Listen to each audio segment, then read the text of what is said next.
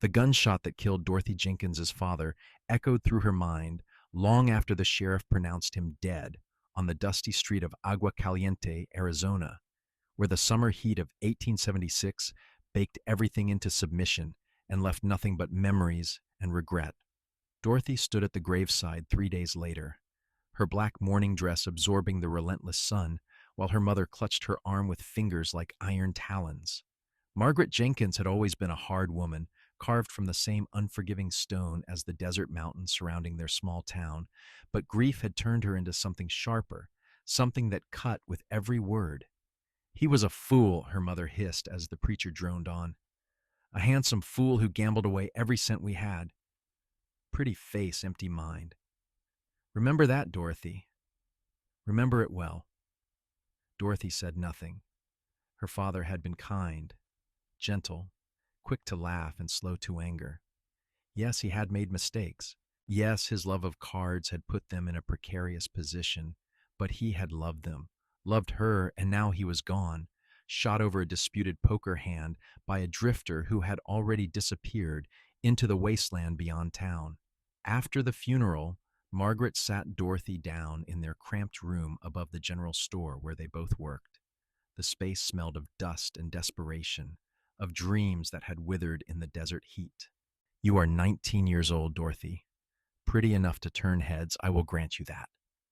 Her mother's weathered face twisted into something between pride and disdain. "But pretty faces are dangerous things. They hide empty minds. They promise the world and deliver nothing but heartache. Your father proved that. Handsome as the devil himself and just as unreliable." "Mama, that is not fair." "Fair?"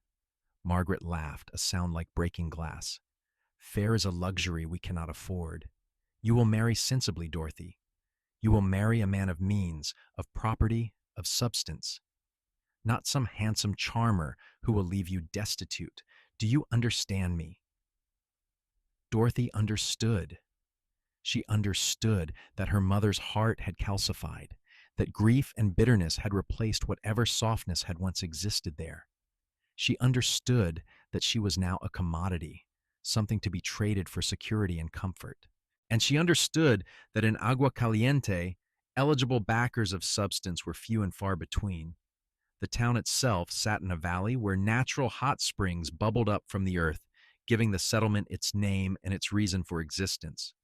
Travelers sometimes stopped to rest and take the waters, and a small community had grown around them. Ranchers brought cattle through on their way to market. Miners passed through seeking their fortunes in the surrounding hills. And always, always, the sun beat down with merciless intensity, bleaching bones and ambitions alike. Dorothy returned to work at the general store the day after the funeral. Mr. Henderson, the proprietor, was a kindly man in his 60s who had known her since childhood. He patted her shoulder awkwardly and told her to take her time adjusting to the tragedy, but they both knew she could not afford to take time. She and her mother needed every penny now. She was restocking shelves of tinned goods when the bell above the door chimed. Dorothy did not look up immediately, focused on arranging the cans in neat rows, but she heard Mr. Henderson's cheerful greeting. "Welcome, stranger. What can I do for you today?" "Need supplies for about 2 weeks on the trail. Beans, bacon, coffee, hardtack, whatever travels well." The voice was deep, warm like honey, with a slight drawl that suggested Texas origins. Dorothy's hands stilled on the cans. Her mother's warning echoed in her mind even before she turned around. When she did, she understood exactly why. The man standing at the counter was beautiful. There was no other word for it. Tall and lean with broad shoulders and narrow hips, he wore dusty trail clothes that had seen hard use. His hat hung down his back by its cord, revealing thick, dark hair that fell almost to his collar. But it was his face that arrested her attention. Strong jaw, high cheekbones, a straight nose, and eyes the color of mountain sage. He was perhaps 24 or 25, sun-bronzed and trail-hardened, and when those eyes met hers across the store, Dorothy felt something in her chest constrict. Pretty face, empty mind. Her mother's voice was a litany in her thoughts. The man smiled, and Dorothy forced herself to look away, returning to her cans with renewed focus. Dorothy, help this gentleman gather his supplies, would you? Mr. Henderson called out. She had no choice. Setting down the tin she was holding, Dorothy wiped her hands on her apron and approached the counter, keeping her eyes carefully neutral. Of course. How many pounds of beans did you need, sir? 10 should do it. And 5 of bacon. He was studying her face with an intensity that made her uncomfortable. I am sorry. I do not mean to stare. It is just that you have the saddest eyes I have ever seen. The unexpected observation, delivered with such gentle sincerity, caught Dorothy completely off guard. She had been braced for flirtation, for the kind of empty compliments handsome men usually offered. Instead, he had seen something true, something she had been trying to hide. My father passed away recently, she heard herself say, then immediately regretted the confidence.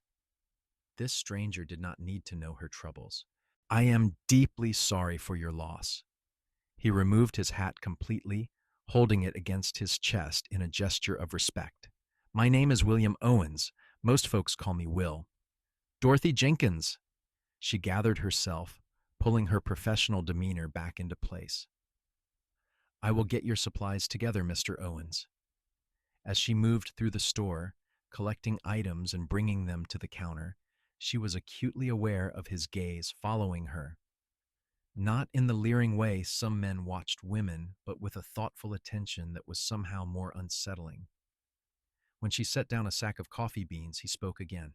Jenkins, was your father Thomas Jenkins, the man who was killed last week? Dorothy's jaw tightened. You heard about that? I did. I also heard the man who shot him did so in cold blood, that it was not a fair fight at all. Will's voice had gone hard, the warmth replaced by something like steel. I heard he accused your father of cheating when everyone at the table knew it was a lie. Just wanted an excuse to kill a man. You seem to know a great deal about it for a stranger passing through. I make it my business to know things. He paused, then added quietly, I am sorry I was not here. I might have been able to help. What an odd thing to say. Dorothy looked at him directly for the first time since their initial eye contact. Why would you have helped? You did not know my father. Because it would have been the right thing to do. The simple statement, delivered without bravado or self-importance, struck something deep in Dorothy's chest. She found herself wanting to believe him, wanting to think that someone might have stood up for her father. But her mother's voice whispered its warning again. Pretty faces make pretty promises. That will be $7.40, she said, tallying the supplies. Will counted out the money without complaint, then surprised her by asking, Would you permit me to call on you, Miss Jenkins? Perhaps take you for a walk this evening when the heat breaks? Every instinct screamed at her to refuse. Her mother would be furious. This was exactly the kind of man she had been warned against. Handsome, charming, a drifter with no roots and no prospects. I do not think that would be appropriate, Mr. Owens. As I said, I am in mourning. Of course, I apologize for my forwardness.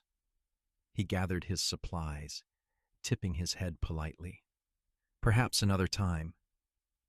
She thought that would be the end of it, but when she returned home that evening, exhausted from the heat and the day's work, she found Will Owens sitting on the bench outside the general store, his hat tilted back, reading a worn book by the fading light. Dorothy stopped short. Mr. Owens, are you waiting for someone? He looked up, and that devastating smile returned. I was hoping you might reconsider. Just a walk, Miss Jenkins. I give you my word as a gentleman that I will behave with perfect propriety. I already told you no. You did, but I am an optimist. He stood, tucking the book into his saddlebag. I will be here tomorrow evening as well, and the evening after that. However long it takes for you to trust that I mean no harm. That is absurd. You cannot simply wait for me every night. Why not? I have time. I am in no rush to leave Agua Caliente. Dorothy did not know whether to be flattered or annoyed. What if I never say yes? Then I will have spent several pleasant evenings reading by this bench, and at least I will know I tried. His expression grew more serious. Miss Jenkins, Dorothy, if I may, I can see you are carrying a heavy burden. I am not asking for anything more than the chance to share your company for an hour. No expectations, no demands, just two people walking and talking as the sun goes down. She should have refused again. She should have walked up to her room and never looked back. But there was something in his eyes, a sincerity that seemed to pierce through all her carefully constructed defenses. One walk, she said. 1 hour. And if my mother asks, you are a friend of my father's offering condolences. If that is what you need me to be, then that is what I will be. They walked to the edge of town, where the desert stretched out in endless variations of brown and gold, painted now with the oranges and pinks of sunset. The heat was finally breaking, a cool breeze stirring the dust and bringing the scent of sage and creosote. For a long time, neither spoke. Dorothy was intensely aware of Will's presence beside her, tall and solid, matching his stride to hers without seeming to think about it. Finally, he broke the silence. Tell me about your father. What was he like? It was not the question she expected. Why do you want to know? Because he mattered to you. Because his death has left a wound that I can see bleeding even though you try to hide it. Will's voice was gentle. Because sometimes it helps to remember the good things about someone we have lost. And so she told him about her father's laugh, about the way he would dance her mother around their tiny kitchen when he was in good spirits, about how he taught her to read and write, how he told her stories about far-off places he dreamed of visiting, about his kindness to strangers, his generosity even when they had little to spare. He was not perfect, Dorothy admitted. He gambled, and sometimes he lost more than we could afford. But he was good. He was kind. He loved us. Those are the things that matter, Will said. A man can make mistakes and still be worthy of love, of memory. My mother does not see it that way. She says he was a fool, that his handsome face hid an empty mind. The words tasted bitter on her tongue. She has made me promise to marry for security rather than attraction, to choose substance over superficial charm. Will was quiet for a moment. When he spoke, his voice carried a note of sadness. I suppose I am exactly the kind of man she would warn you against. I suppose you are. Dorothy glanced at him sideways. A handsome drifter with a saddlebag full of supplies and no apparent ties to anywhere. Why are you in Agua Caliente, Mr. Owens? What brings you here? Please call me Will, and the answer is complicated. We have 40 minutes left in our walk. He laughed, a sound that seemed to warm the cooling air. Fair enough. I am a cowboy, Miss Jenkins. I work cattle drives, ranch work, whatever needs doing. But I am also trying to do something more. I have been saving money for the past 6 years, every penny I can spare. I am going to buy land, build something permanent, a ranch of my own with good water and grass, somewhere I can put down roots. Dorothy's skepticism must have shown on her face because Will continued, his tone earnest. I know how that sounds. Another dreamer with big plans and no way to achieve them. But I am close, Miss Jenkins. I have nearly $4,000 saved. I found land about 20 miles north of here, near the springs that feed into the valley. 200 acres, good grazing, natural water year-round. The owner is willing to sell for $5,000. I need just one more season, one more big drive, and I will have enough. $4,000. It was a staggering sum, more money than Dorothy had ever imagined having at once. You have been saving for 6 years? 6 years of sleeping on the ground, eating beans and hardtack, mending my own clothes, doing without anything that was not absolutely necessary. He said it without self-pity, just stating facts. I send money to my mother back in Texas as well. She raised me and my three sisters alone after my father died. It has been worth every sacrifice." Dorothy's certainty wavered. This was not the story of a reckless drifter. This was a man with purpose, with plans, with the discipline to save thousands of dollars over years of hard labor. "Why are you telling me this?" Will stopped walking, turning to face her directly. The setting sun cast his face in gold, highlighting the strong lines and honest eyes. "Because I want you to know that I am not what your mother fears. Because from the moment I saw you in that store, something in my chest went tight, and I have not been able to stop thinking about your sad eyes and your brave face, because I am not a man who plays games or makes false promises. You do not even know me. Then let me know you. Give me time, Dorothy. Let me prove that a pretty face can house a good mind and a faithful heart." The words were too much, too fast. Dorothy took a step back, shaking her head. "I cannot do this. My mother would never allow it. And even if she did, I do not know you. You could be anyone, telling me anything. You are right. You should not simply trust a stranger's word." Will reached into his pocket and pulled out a small leather portfolio. "These are bank receipts from the last 6 years. Deposits made in 5 different towns as I followed work across the territories. You can verify them if you wish. And here." He pulled out a folded piece of paper, worn soft with handling. "A letter from my mother. She mentions me by name, mentions the money I send. You can write to her if you want. Her address is at the top. Ask her about me, about who I am and what I value. I will give you every reference I have, Dorothy. I will answer any question you ask. Just please, do not walk away without giving me a chance." Dorothy took the papers with trembling hands. No man had ever offered her such transparency, such vulnerability. She unfolded the letter, reading the careful script by the fading light. "My dearest William, your letter and the money you sent arrived safely. You cannot know what a relief it is to have the roof repaired before the rains come. Your sisters send their love and want you to know that Sarah's baby boy was born healthy and strong. She named him William after his good uncle, who worked so hard to help his family, even from so far away. I know you are close to your dream of buying that land. Your father would have been so proud of the man you have become. You have his strength and kindness, his determination to build something lasting. But please, my dear boy, do not forget to live your own life as well.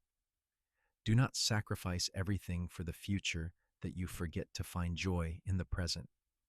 The letter continued, full of family news and a mother's love. Dorothy folded it carefully and handed it back, along with the bank receipts. "I believe you," she said quietly. "I believe you are who you say you are. But that does not change the situation. My mother will not approve, and I am not sure I can go against her wishes, not when she is all I have left. I understand." Will tucked the papers away.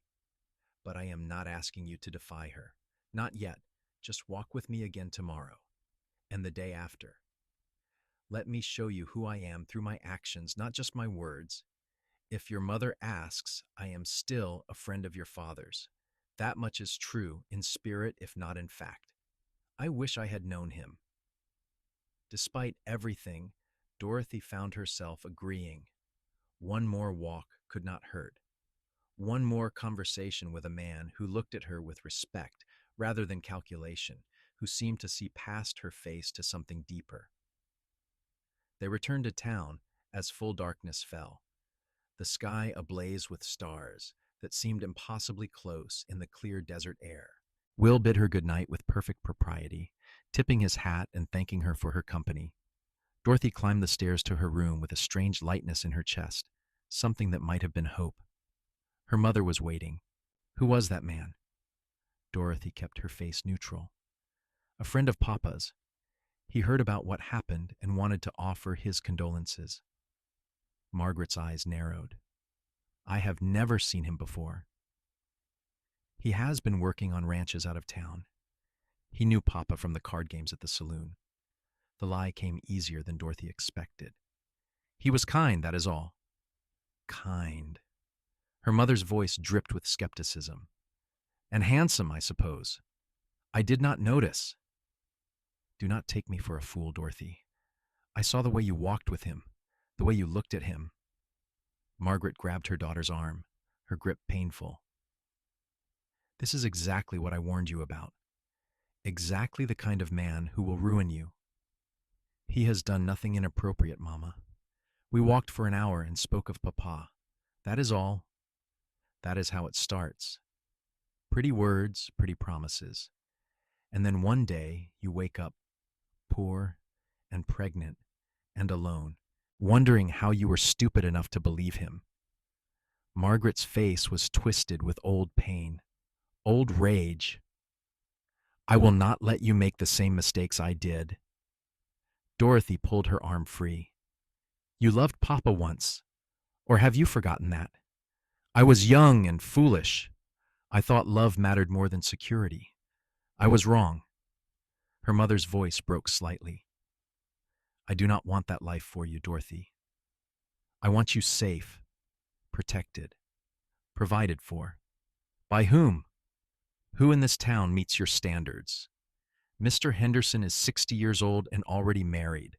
The banker, Mr. Griggs, has a paunch and a bad temper. The rancher who comes through twice a year is nearly 50 and has buried 3 wives already. Tell me, Mama, who exactly am I supposed to marry? Margaret had no answer for that. She turned away, her shoulders tight with frustration. Stay away from that cowboy, Dorothy. I mean it. But Dorothy could not.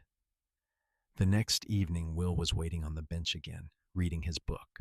When she emerged from the store, he looked up with a smile that made her heart skip. Will you walk with me again? She should have said no. Instead, she nodded. They fell into a pattern. Every evening after work, they would walk together for an hour, sometimes along the same route, sometimes exploring different paths around the town, and they talked about everything and nothing. Will told her about his childhood in Texas, about learning to rope and ride almost before he could walk, about his father's death in the war, about his mother's fierce determination to keep the family together, about the wide-open spaces he had seen, the cattle drives that stretched for months across unforgiving country. It is hard work, he admitted. Dangerous, too. I have seen men trampled, drowned in river crossings, struck by lightning, but there is something about it that gets into your blood. The freedom of it. The challenge. Dorothy told him about growing up in Agua Caliente, about the monotony of small-town life and her dreams of seeing something beyond the desert, about books she had read, borrowed from the few families in town who owned them, about wanting to write stories of her own someday. Then why do you not? Will asked. Writing is not practical. It does not pay the bills or put food on the table. Neither does dreaming, but we all do it anyway. Maybe some things are worth doing just because they feed your soul. It was on their 5th walk that Will began to reveal his mind in ways that surprised her. They had been discussing a book they had both read, a romantic adventure set in medieval England, and Will had opinions. The author got the psychology all wrong, he said. A man who has been betrayed that deeply would not trust again so quickly. It takes time to rebuild that kind of faith. It is just a story, Dorothy protested. Romance, adventure, it is not meant to be a treatise on human nature. But the best stories are true on some level, even when they are complete fiction. They have to understand people, understand what drives us and what breaks us. He glanced at her. Do you know who really understood that? Shakespeare. I know everyone thinks cowboys are ignorant of anything but cows and horses, but my mother made sure we were educated. She read to us every night, everything from the Bible to the Bard. I can still recite half of Hamlet. You are joking. I am not. Want to hear? And there, in the cooling desert evening, Will recited in a clear, strong voice. To be or not to be, That is the question.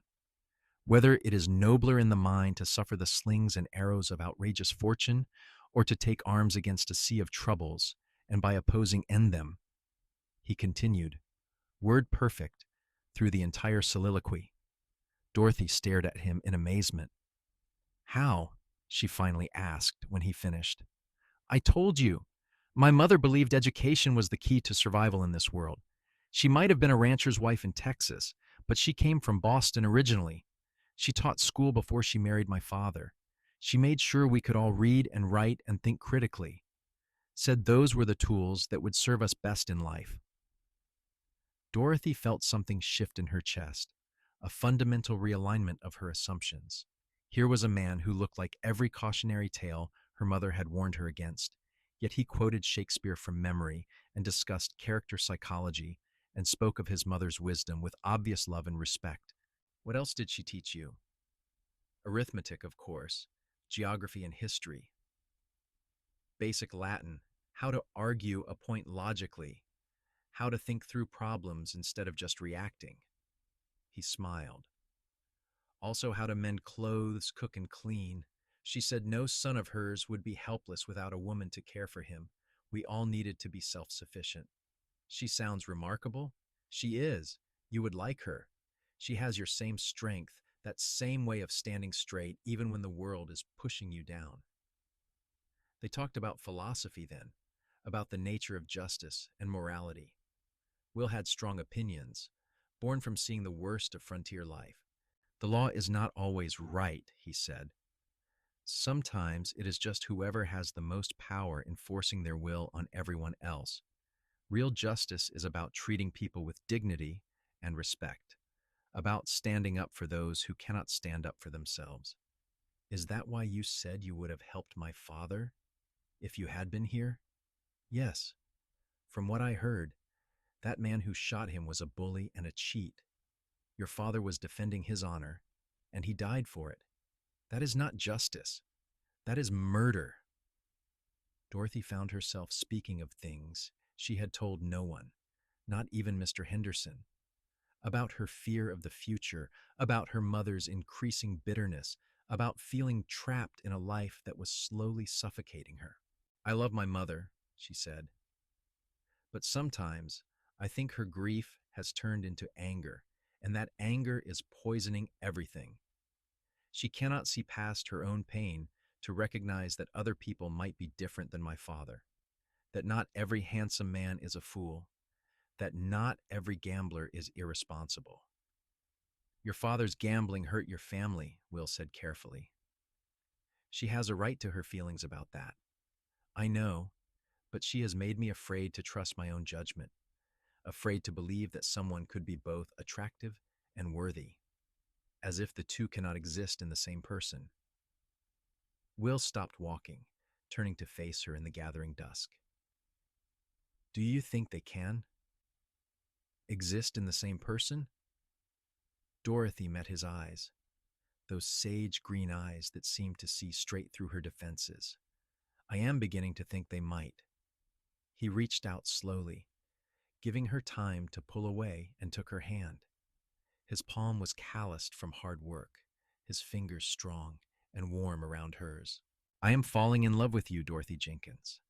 I know it is too soon to say such things. I know you have every reason to be cautious, but I have never been one to hide the truth, and that is the truth. Every day I spend with you, I fall a little more. Your mind, your heart, your courage, everything you are. Not your pretty face, though I will admit that first caught my attention. But it is everything beneath that face that has captured me completely. Dorothy's breath caught in her throat. Will, you do not have to say anything. I am not asking for declarations. I just wanted you to know where I stand. I want to prove myself to you. I want to show you that your mother is wrong, that pretty faces do not always hide empty minds. Let me prove it, Dorothy, every single day for as long as it takes. She should have pulled her hand away. She should have remembered her mother's warnings and her father's grave and all the reasons this was dangerous. Instead, she squeezed his hand and whispered, "Prove it then." The walks continued, but now there was an undercurrent of something deeper. Will began bringing books to share with her, classics she had never been able to get her hands on. They read passages aloud to each other, debated interpretations, discussed themes and symbolism. He showed her his journal, pages filled with observations about the land, sketches of plants and animals, thoughts on ranching techniques. I do not just want to own land, he explained. I want to understand it, to work with nature instead of against it. There are ways to manage cattle that are better for the animals and the grass, ways to conserve water and prevent erosion. I have been studying, learning from ranchers who do it right. Dorothy showed him her own secret writings, stories she had been crafting in stolen moments. She had never shared them with anyone, afraid of judgment, but Will read them with careful attention, offering thoughtful feedback. This character, he said, pointing to a passage, you have made her too perfect. Real people have flaws. They make mistakes. That is what makes them interesting. I wanted her to be admirable. She can be admirable and flawed. In fact, that is the most admirable kind of person, someone who struggles with their weaknesses but keeps trying anyway. They began meeting not just in the evenings but sometimes in the early mornings before Dorothy's shift at the store. Will would have coffee ready, brewed over a small campfire at the edge of town. They would watch the sunrise paint the desert in shades of gold and rose while discussing whatever topic had captured their imaginations. One morning, Will brought a chessboard, hand-carved pieces wrapped in soft cloth. Do you play? My father taught me when I was young, but I have not played in years. Then let me teach you again. Chess is about strategy, about thinking several moves ahead. It is problem-solving and pattern recognition. Good for the mind. They played, and Dorothy was rusty at first, but it came back to her. Will was a challenging opponent, but he talked through his thinking, explaining why he made certain moves and how she might counter them.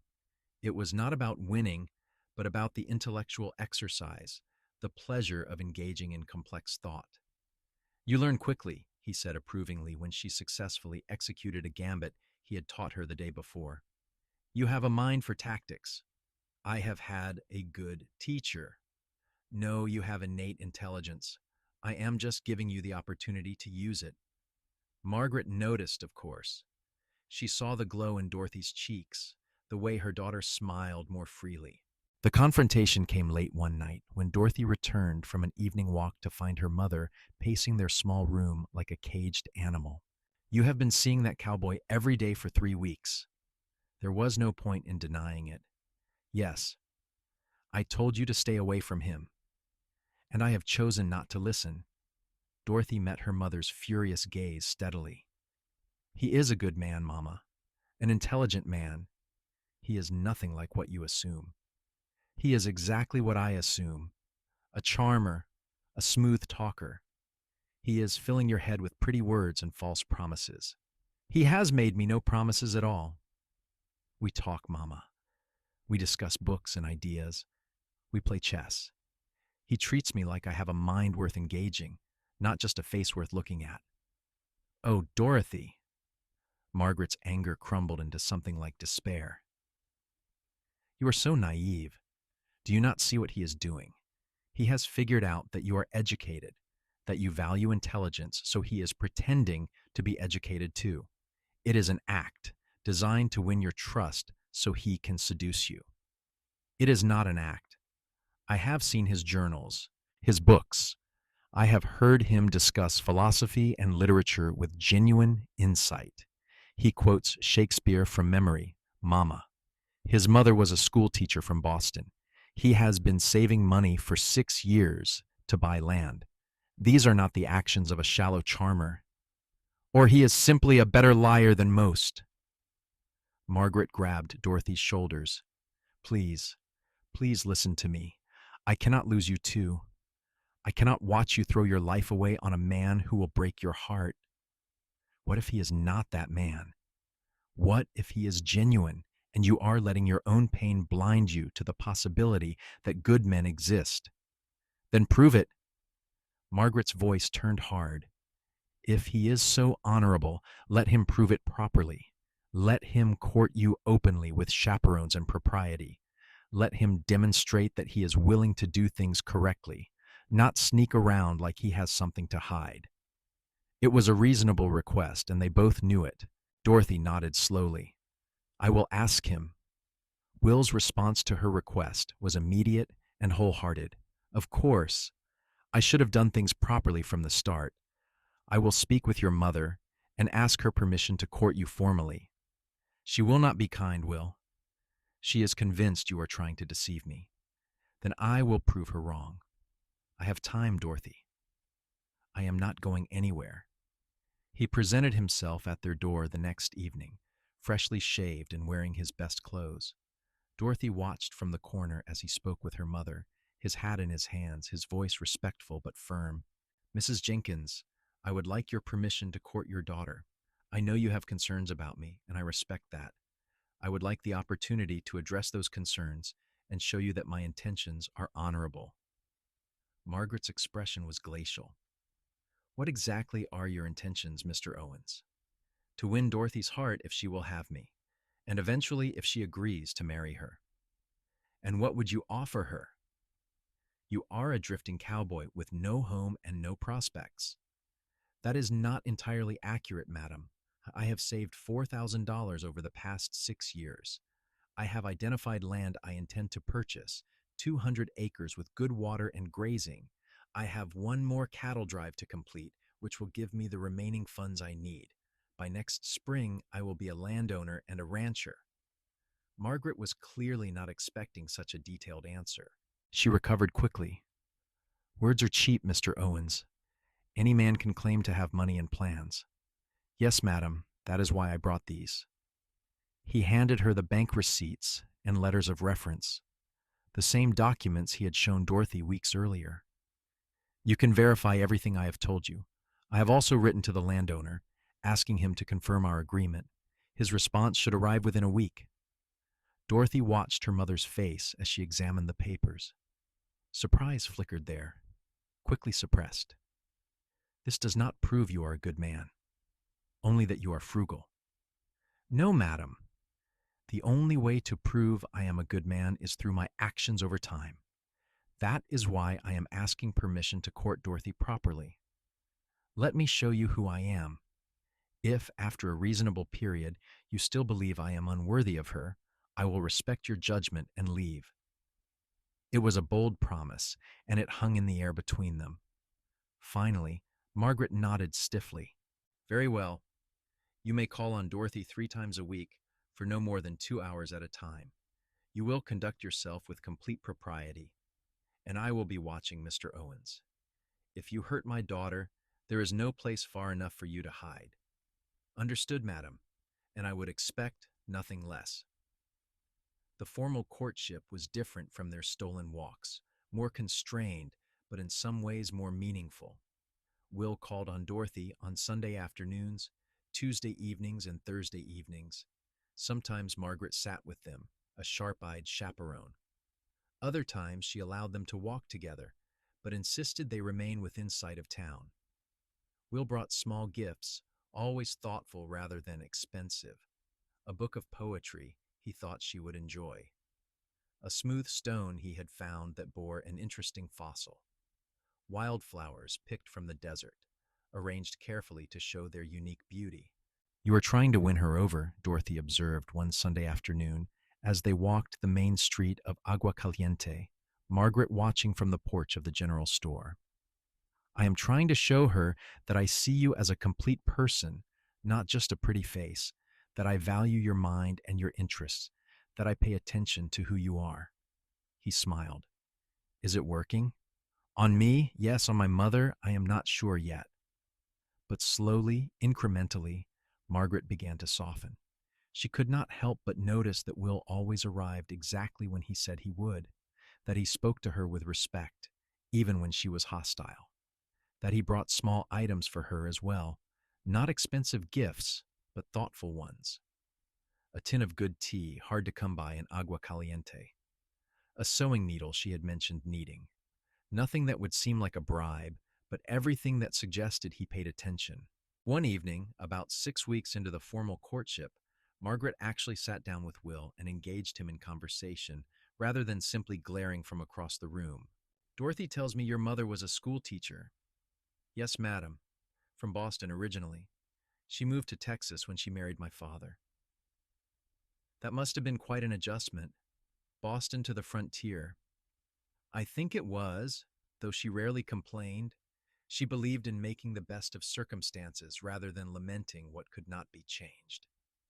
Will's voice carried warmth when he spoke of his mother. She taught me and my sisters at home, said we might live on a ranch, but that was no excuse for ignorance. What subjects did she teach you? The basics, of course, reading, writing, arithmetic, but also history, geography, some science. Literature was her passion, though. She believed stories were how we learned to understand each other, to imagine lives different from our own. Margaret was quiet for a moment. My husband was not educated. Oh, he could read and write, but he had no interest in books or learning. I tried to interest him, but he said such things were not practical. I think they are some of the most practical things we can learn, Will said. A book can teach you about places you have never been, ideas you have never considered. It expands your world even when you are stuck in one place. Dorothy watched her mother's face and saw something unexpected. Interest, real engagement, not hostility. What are you reading now? Margaret asked. A treatise on soil conservation and rangeland management. Not terribly exciting, but useful. Though in the evenings I have been rereading Ivanhoe. Have you read it? Many years ago, I barely remember it. I would be happy to lend you my copy if you would like. It was a small moment, but significant. Margaret accepted the book, and Dorothy saw her reading it by candlelight that night, her expression thoughtful. The landowner's letter arrived confirming Will's claim about the property. He brought it to Margaret immediately, along with a detailed map of the land he intended to purchase. It is here, he explained, pointing to the map. About 20 miles north of town, in the foothills, there is a natural spring that flows year-round, plenty of grass, and good shelter from the worst weather. 200 acres might not sound like much, but it is enough to start. I can build on it over time. You have thought this through carefully, Margaret said, and for the first time, her voice held something other than disapproval. I have been planning this for 6 years, madam. It is not a whim or a daydream. It is a concrete goal that I am very close to achieving. And what happens if you do not make enough on this cattle drive? If you come up short? Then I take another job and save until I have what I need. I will not borrow money I cannot be certain of repaying. I will not put myself in debt that could trap me. Margaret looked at him for a long moment. You are not what I expected, Mr. Owens. I hope that is a good thing, madam. I am not sure yet, but you have been consistent at least. That is worth something. Will left the cattle drive in September. He came to say goodbye to Dorothy on a Tuesday evening, and for the first time, Margaret left them alone in the tiny sitting room. I will be gone for 2 months, perhaps a bit longer, he said, holding Dorothy's hands in his. We are driving a herd north to the railhead in Colorado. It is good money, enough to put me over the top for the land purchase. 2 months, Dorothy repeated, trying to keep the dismay from her voice. I will write to you every chance I get, and I will think of you every single day. He reached into his pocket and pulled out a small, leather-bound journal, its pages blank. I bought this for you. Write your stories while I am gone, or write about your days, or just doodle if that is what makes you happy. But use it. Do not let your creativity go dormant. Dorothy took the journal, tears pricking her eyes. I will miss you, and I will miss you. But I will come back, Dorothy, I promise you that. I will come back with the money for the land, and then we can start planning a real future together. You have not asked me to marry you. I know. I want to have something concrete to offer you first. I want to be able to say, this is our land. This is where we will build our home. This is the foundation of our life together. I want to give you certainty, not just promises. I do not need certainty, Will. I need you. He kissed her forehead, gentle and sweet. 2 months. I will be back before you know it. But 2 months was a long time. Dorothy threw herself into work at the general store, helping Mr. Henderson with inventory and accounts. She wrote in the journal Will had given her, pages and pages of stories and observations. And she waited. Margaret's attitude had shifted noticeably. She no longer spoke of Will with open hostility. Instead, she seemed thoughtful, weighing something in her mind. He is not what I thought, she admitted one evening in October as they prepared dinner.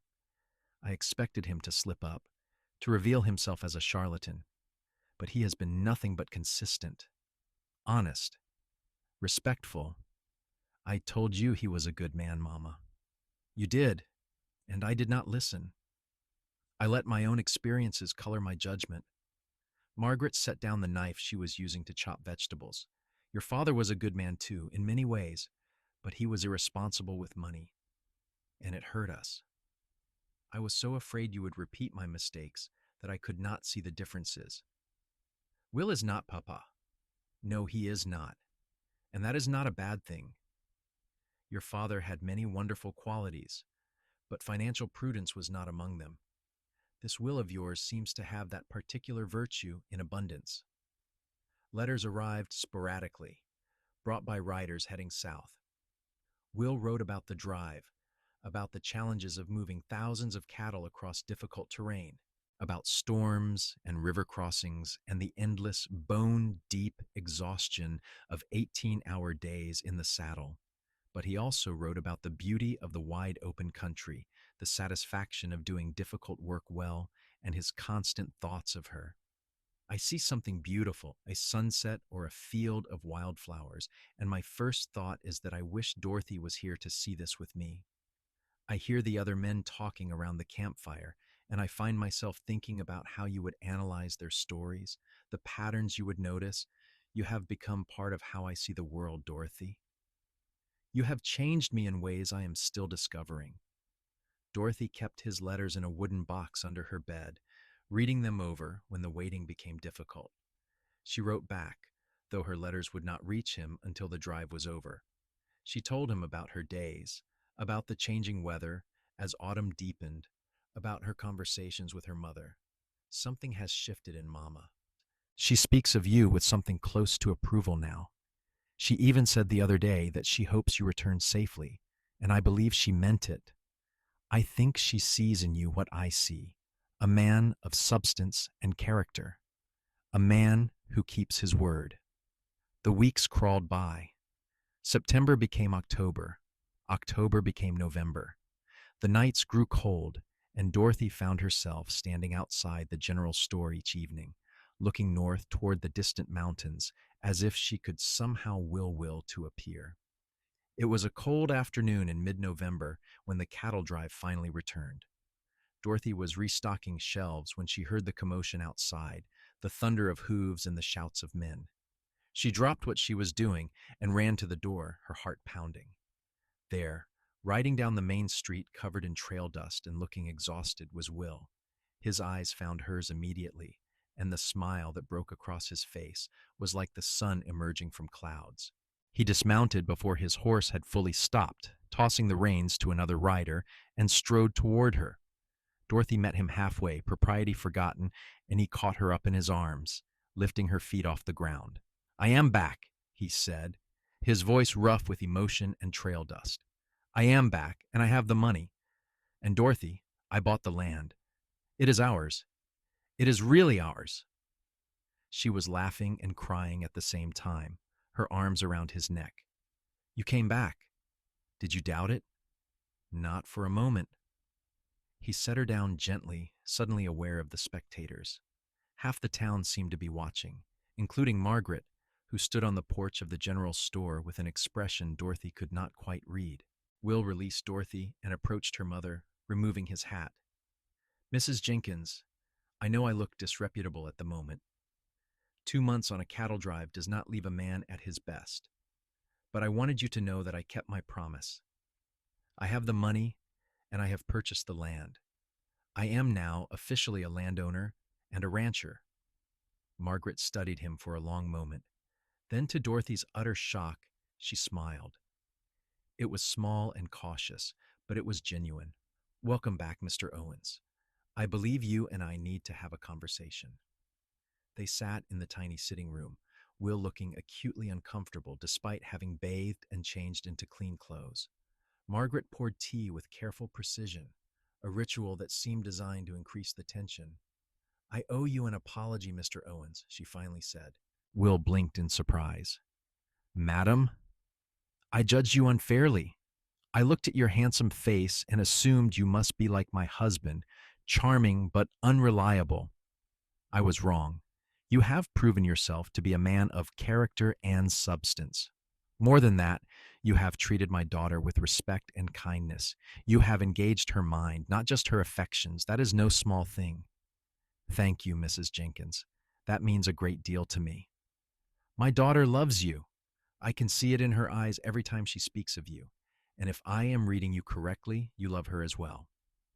More than I can properly express, madam. Margaret set down her teacup. Then you have my blessing, Mr. Owens. If you wish to ask Dorothy to marry you, you have my permission. More than that, you have my approval. Will's face lit up with such joy that Dorothy felt her own eyes fill with tears. Thank you, Mrs. Jenkins. You have no idea what that means to me. I think I do. Now, I believe you and Dorothy have things to discuss. I will make myself scarce. She left the room, closing the door behind her. Will turned to Dorothy, taking both her hands in his. I had a whole speech planned. I was going to take you to the land, show you where I want to build the house, the barn. I was going to make it romantic and memorable. Will vivo, but I cannot wait. Dorothy, I have loved you since that first day in the general store when I saw the sadness in your eyes and wanted nothing more than to make it disappear. Every day since then, you have proven to me that beauty and intelligence are not mutually exclusive, that a pretty face can absolutely house a brilliant mind and a generous heart. You have changed how I see the world.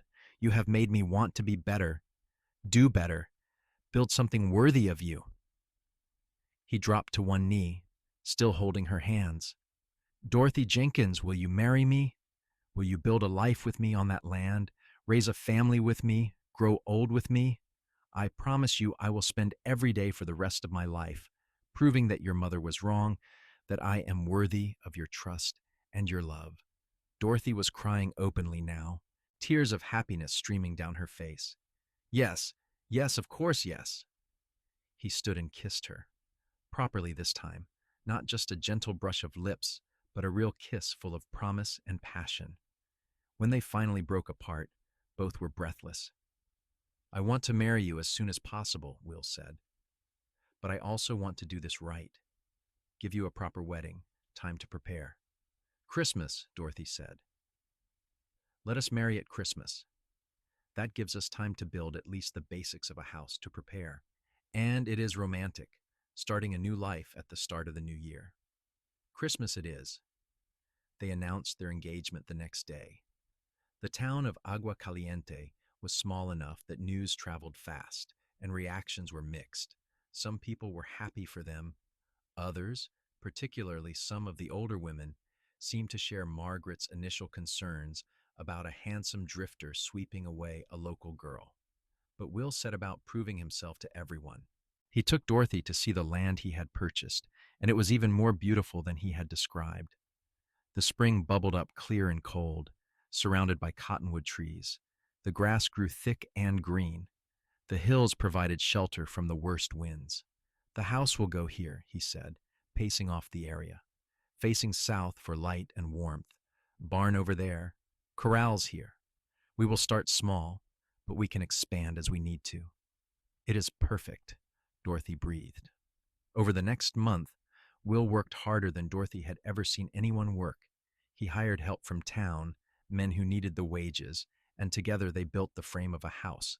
It was modest, Just 4 rooms, but it was solid and well constructed. Will insisted on doing things right, even when it took longer. This house needs to last, he explained when Dorothy visited one day with lunch for the workers. This is where we will raise our children, where we will build our life. I will not cut corners. Dorothy spent her free time sewing curtains, planning furniture, preparing for their life together. Margaret helped, her earlier hostility completely gone. If anything, she seemed almost enthusiastic about the wedding, offering suggestions and assistance. I was wrong about him, she told Dorothy one evening as they worked on Dorothy's wedding dress, a simple but elegant creation in cream-colored wool. More than wrong. I was blind. He is exactly the kind of man you deserve. You were afraid for me, Mama. I understand that. Fear is not an excuse for cruelty. I said terrible things about him, about pretty faces and empty minds. And every day since then, he has proven me wrong. Not just with words, but with actions. He is building you a home with his own hands, Dorothy. He listens when you speak. He values your thoughts. That is not a man with an empty mind. That is a man of depth and character. The wedding took place on a clear, cold Christmas Eve. The small church in Agua Caliente was decorated with pine boughs and candles. Nearly the entire town attended, curious to see the cowboy and the shopkeeper's daughter wed. Dorothy wore her cream wool dress, her dark hair pinned up with small white flowers that Will had somehow managed to find despite the season. He wore a new suit, simple but well fitted, and when she walked down the aisle on Mr. Henderson's arm, the look on his face made her breath catch. The ceremony was short, the preacher speaking of love and commitment, of building a life together through hardship and joy. When it came time for the vows, Will's voice was strong and clear. I, William Owens, take you, Dorothy Jenkins, to be my lawfully wedded wife. I promise to love you, honor you, respect you. I promise to value your mind as much as your beauty, to listen to your thoughts, to build a life with you based on mutual respect and genuine partnership. I promise to prove, every single day, that I am worthy of your love. Dorothy's own vows were equally heartfelt. I, Dorothy Jenkins, take you, William Owens, to be my lawfully wedded husband. I promise to love you, trust you, stand beside you. I promise to believe in your dreams and help you achieve them. I promise to never judge by appearances, but by actions and character. I promise to build a life with you based on love and honesty. When the preacher pronounced them husband and wife, the kiss they shared was witnessed by the whole town. And in that moment, Dorothy felt the last of her mother's warnings fall away. Will was not a pretty face hiding an empty mind. He was a man of substance, of intelligence, of unwavering character. The reception was held at the hotel, the only building in town large enough to hold everyone. There was music and dancing, food and celebration. Margaret actually danced with Will, both of them laughing at something he said. Your mother is quite a woman, Will told Dorothy later as they spun around the makeshift dance floor. She apologized to me again tonight, said she hoped I could forgive her harsh words. And can you? Of course. She was protecting you. I respect that. And she has more than made up for it since. She actually gave me her mother's wedding ring to give you. Did you know that? Said it should stay in the family. Dorothy looked down at the simple gold band on her finger, nested next to the ring Will had bought her. She did not tell me that. She wanted it to be a surprise. Said it was a reminder that even when we start with wrong assumptions, we can change our minds when presented with evidence. That growth is always possible. They stayed in town that night in a room at the hotel decorated with flowers and candles, but the next morning they rode out to their land, to the house that was now truly their home.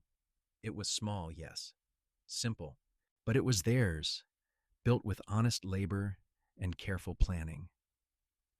Will carried Dorothy over the threshold, both of them laughing at the tradition.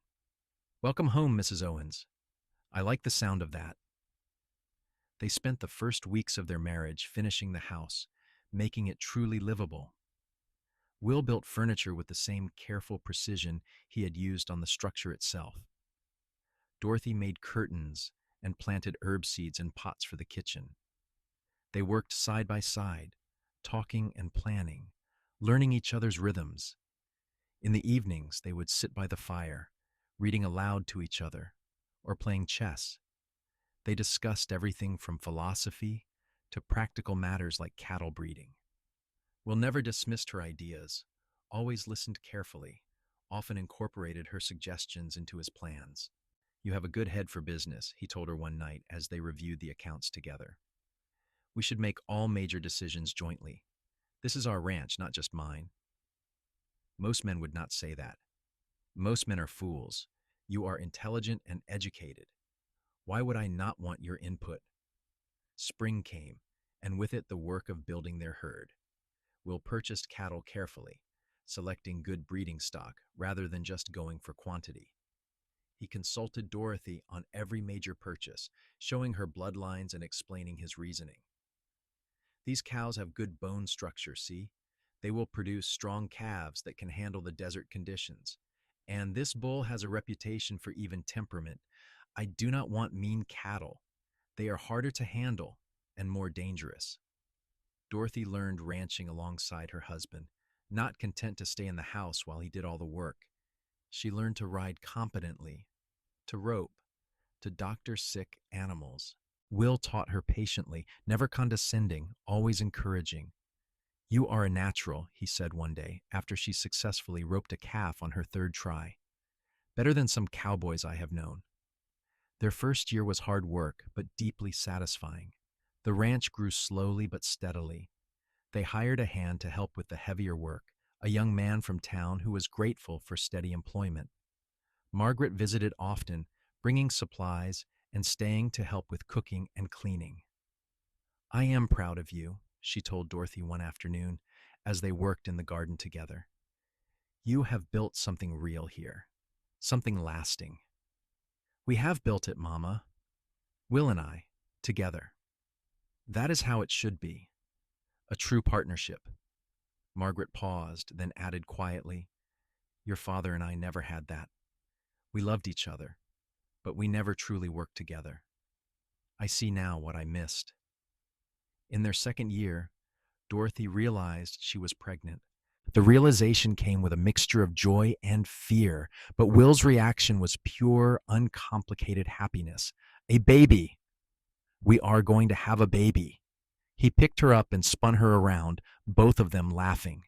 "We need to expand the house, add another room, make sure everything is ready." He threw himself into preparations with the same focused intensity he brought to everything. He built a cradle with his own hands, carved with intricate designs. He added a nursery to the house, making sure it was well insulated and protected from drafts. He read everything he could find about childbirth and infant care, determined to be prepared. Dorothy was touched by his dedication, but also amused. "Will, women have been having babies for thousands of years. I think we will manage." "I know, but this is our baby, our child. I want everything to be perfect." Their son was born in early autumn, a healthy baby with strong lungs and his father's green eyes. They named him Thomas after Dorothy's father, and William as his middle name. Margaret wept when she held her grandson for the first time. "He has your father's chin," she told Dorothy, "and his curiosity. Look at how he studies everything." Will was a devoted father, involved in every aspect of Thomas's care. He changed diapers and walked the floor with a colicky baby at 2 in the morning. He sang lullabies in his deep, warm voice and told stories about the ranch. "He's too young to understand," Dorothy protested with a smile. "But he likes my voice. Look, he is settling down." As Thomas grew from infant to toddler, the ranch continued to thrive. They expanded the herd carefully, never overextending their resources. Will had been right about working with the land rather than against it. Their cattle stayed healthy. Their grass remained good. Their water supply never failed. Dorothy continued to write, now incorporating her experiences as a wife and mother into her stories. She sent some to a publisher back east, more out of curiosity than any real expectation. She was shocked when a letter arrived accepting one of her stories for publication in a women's magazine. "You did it," Will said, reading the letter over her shoulder. "You are a published author. It is just one story in a magazine. It is the beginning, and I am so proud of you." The payment for the story was modest, but Dorothy framed the check rather than cashing it. It represented something important, a dream realized, a part of herself that she had not sacrificed to marriage and motherhood.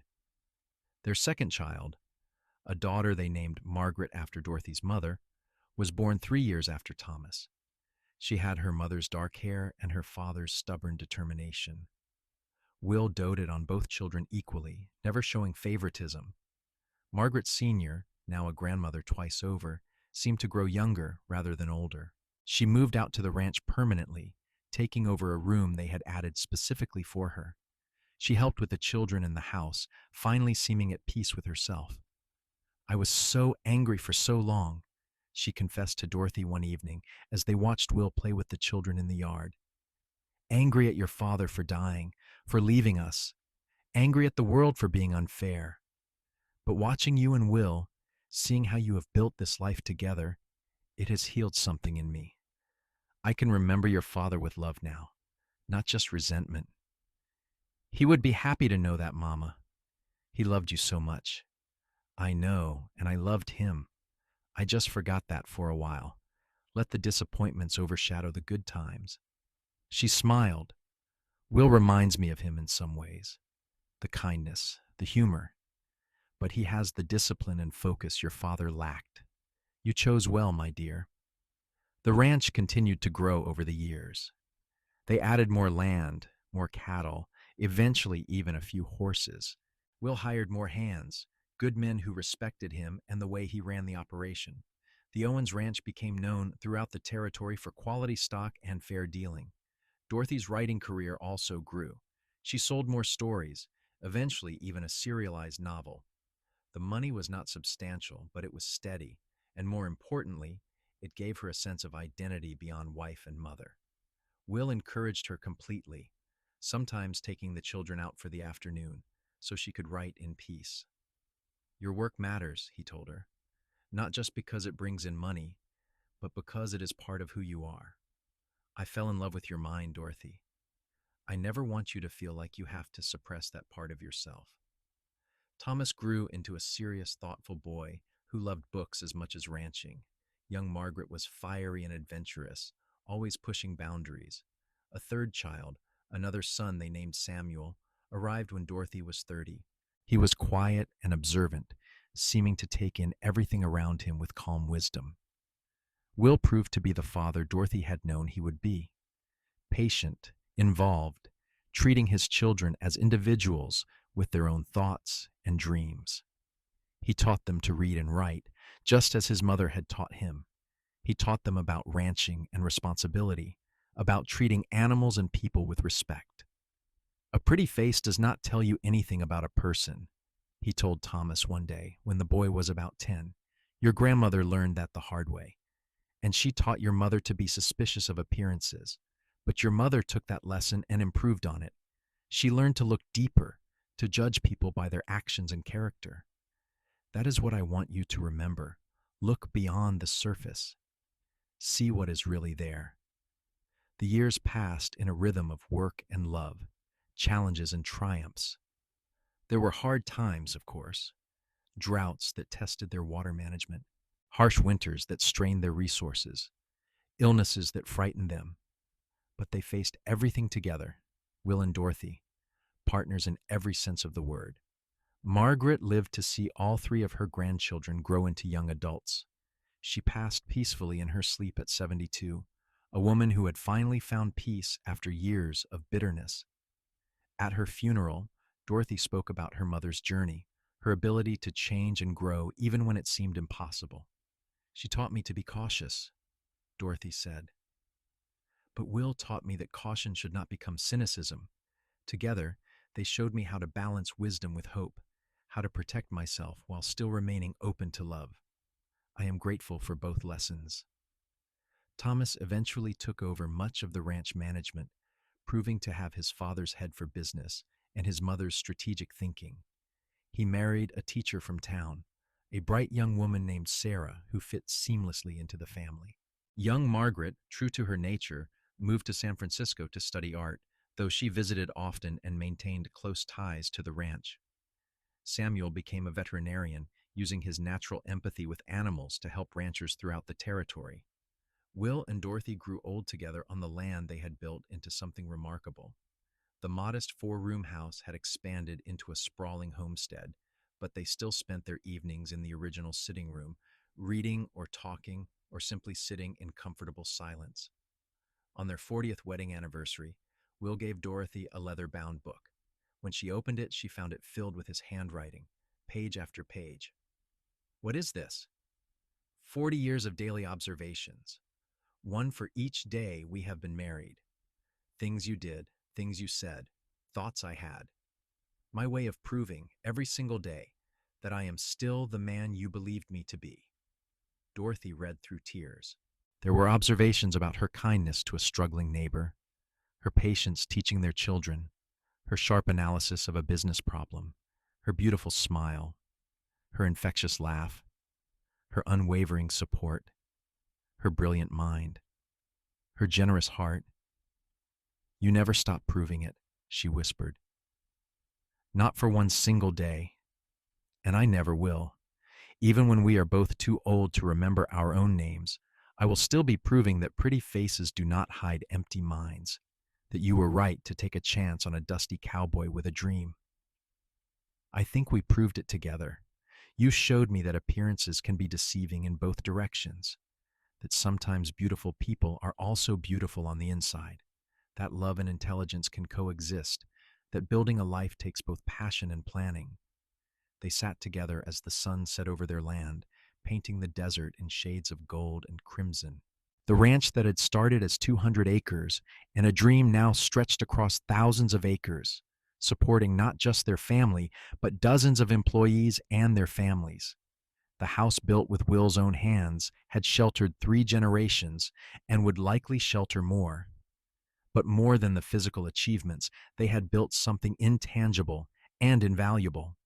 A partnership based on mutual respect, a love that had deepened and matured over decades, a family that valued both hard work and education, both practical skills and intellectual pursuits.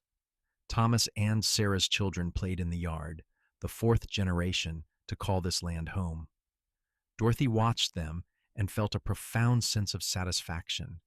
They had built something lasting, something good. Do you ever regret it? Will asked, following her gaze. Marrying a cowboy instead of someone more established?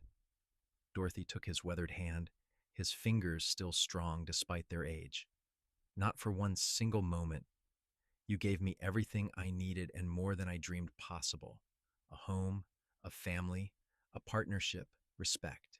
You saw me, Will. Not just my face, but all of me. And you loved all of me. That was easy. You are extraordinary. We are extraordinary together. As the stars began to appear in the darkening sky, they remained there.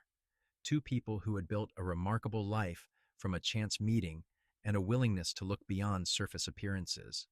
Will had proven, every single day for 40 years, that handsome faces could house brilliant minds and faithful hearts.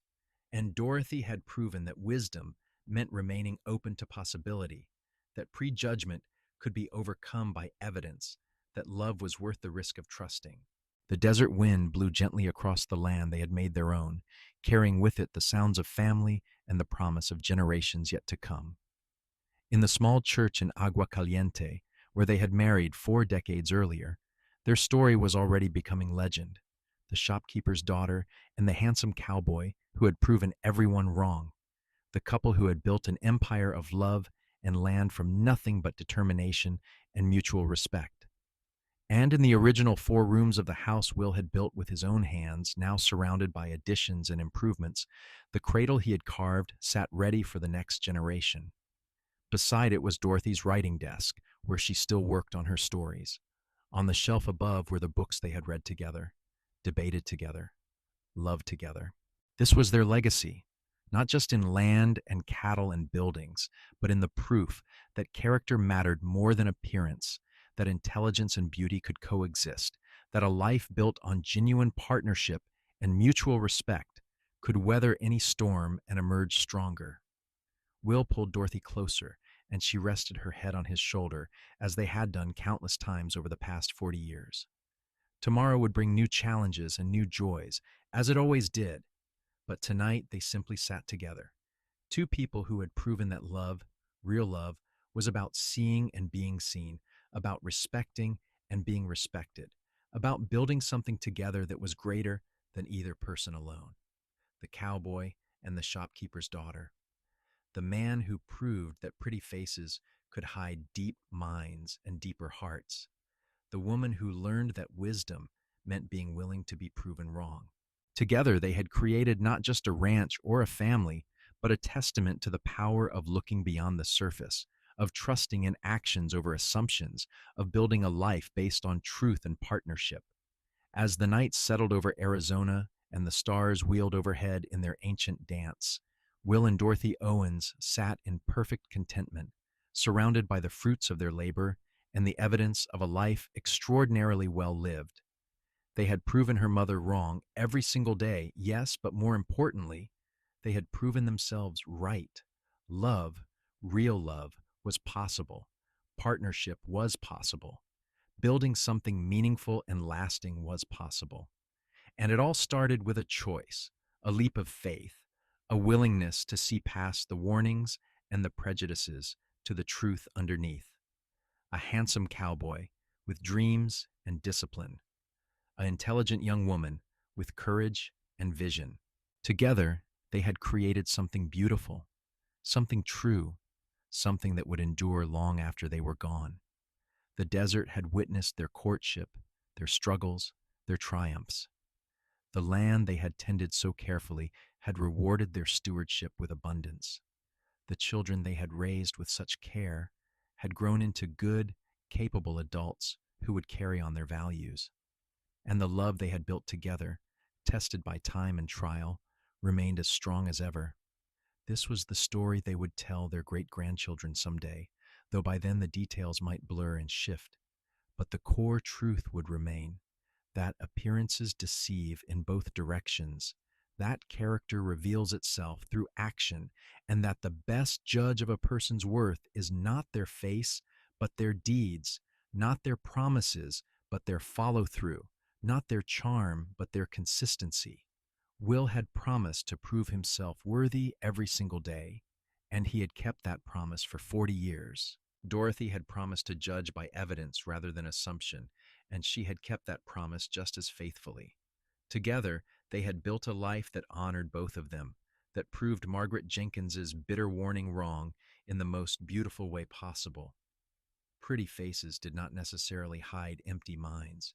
Sometimes they housed brilliant minds, faithful hearts, unwavering character, and boundless capacity for love.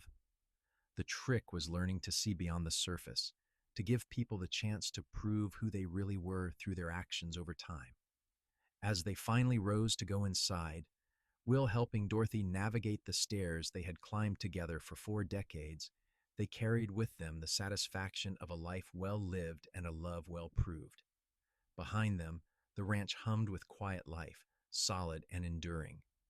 Before them, whatever time remained would be faced together, as they had faced everything else. The story that began with a gunshot and a grave, with warnings and prejudice and fear, had become a love story for the ages, not because it was perfect or easy, but because it was real, built on a foundation of respect and partnership that had weathered every storm and emerged stronger each time. And if someone in Agua Caliente happened to mention that old warning that pretty faces hide empty minds, well, there was a ranch 20 miles north that stood as living proof that wisdom meant being willing to be proven wrong, that character revealed itself through consistency, and that sometimes, just sometimes, a handsome cowboy with sage green eyes and a worn book of Shakespeare could prove to be exactly what he appeared, a good man with a sharp mind and a faithful heart, ready to build something beautiful with a woman brave enough to give him the chance.